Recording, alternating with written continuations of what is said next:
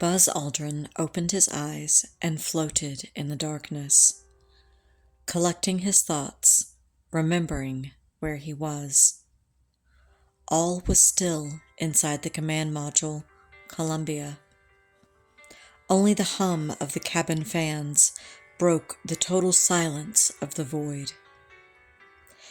Every so often, strange flashes appeared. Aldrin did not know what they were, but they seemed to be something actually entering the cabin.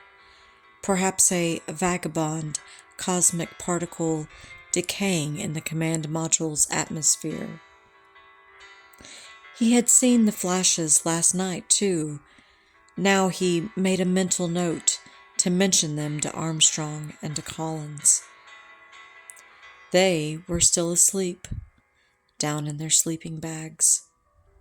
Aldrin had spent the night up in his couch on the right-hand side with a lightweight headset taped to his ear in case Houston tried to call during the night. Nobody kept watches on a space flight anymore. Ever since Apollo 8, they had done away with that in the interest of getting better sleep.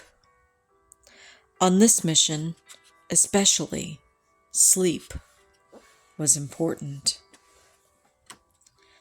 They had agreed before they left the Earth, he and Armstrong and Collins, to take it easy on the way out to the moon, knowing that it would be a mistake to arrive in lunar orbit tired the way that Borman, Lovell, and Anders had done. It came down to a state of mind.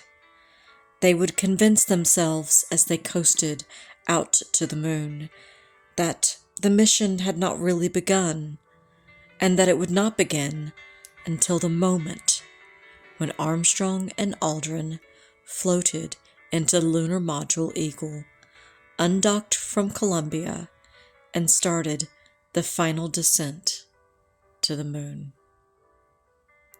Aldrin was up early. The end of the rest period wasn't for another 2 hours, but he knew they would be reaching the moon in about 7 hours, and he wanted to know whether they would be making a last mid-course correction before they got there. He keyed his mic. "Houston, Apollo 11. Aldrin heard only static.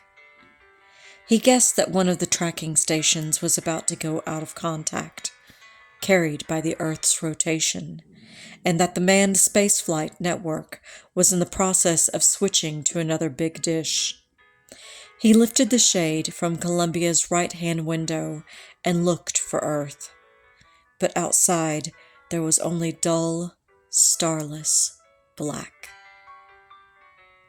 It would have been a tall order, pretending the mission hadn't started yet. If Armstrong, Aldrin, and Collins hadn't flown before. They knew what it was to work in a strange and hostile environment. None of them had any trouble with motion sickness on the way out. On the contrary, Aldrin thought floating inside the command module, it was even more fun than spacewalking, for it offered all of the freedom of movement with none of the limitations of a pressurized spacesuit. With Eagle attached to the command module's nose, Apollo 11 was like a small 2-room space station.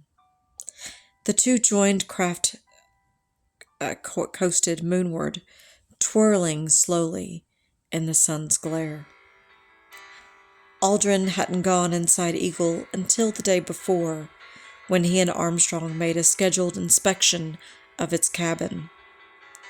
He'd gone in first, making the topsy-turvy passage up from the command module and down into the lander.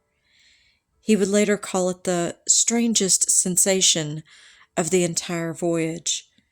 It was Aldrin's first time inside Eagle in 2 weeks, and it felt good to be back.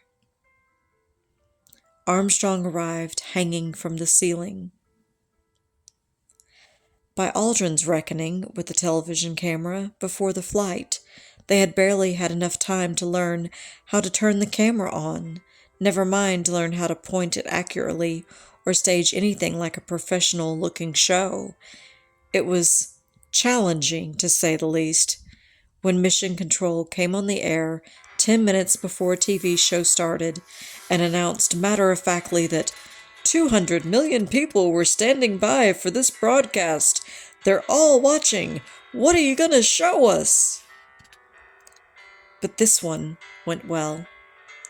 For most of it, Aldrin was on camera, giving his audience a look at various items of equipment.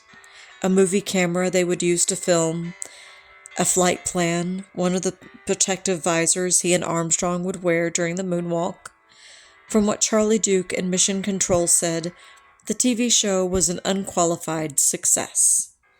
Much of the world picked it up live, and the picture was so clear you could read labels on the instrument panel.